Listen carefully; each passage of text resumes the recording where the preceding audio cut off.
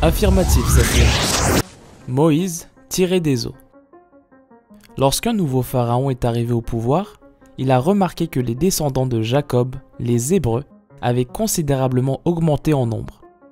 Craignant qu'ils ne deviennent une menace, il les força à travailler comme esclaves sur ses nombreux projets de construction. Il a ensuite demandé aux sages-femmes hébraïques de tuer tous les nouveau-nés hébreux. Comme elles refusaient, il donna l'ordre à ses soldats: jetez dans le Nil tous les fils nés de parents hébreux, mais gardez en vie toutes les filles.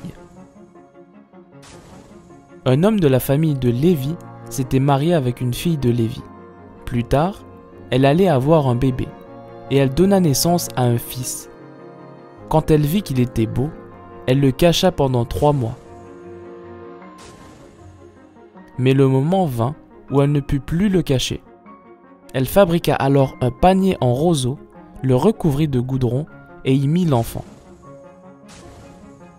Elle le fit ensuite flotter dans les roseaux au bord du Nil.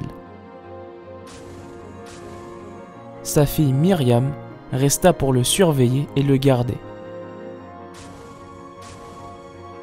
Une princesse, l'une des filles de Pharaon, descendit se baigner dans le fleuve.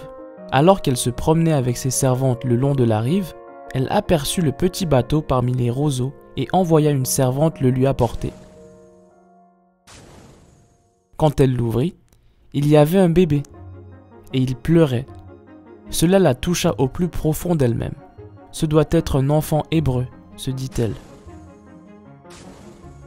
Myriam s'approcha de la princesse et lui demanda: dois-je aller chercher une femme hébraïque pour allaiter le bébé pour toi? Oui, fais-le, répondit la princesse. Myriam se précipita chez elle et appela sa mère. Emmène cet enfant chez toi et allaite-le pour moi, dit la princesse à la mère du bébé, et je te paierai bien. Elle l'amena donc chez elle et le soigna. Plus tard, quand il fut plus grand, elle le ramena à la princesse et il devint son fils. Elle l'appela Moïse, qui signifie tirer, parce qu'elle l'avait tiré de l'eau. Chico, terminé.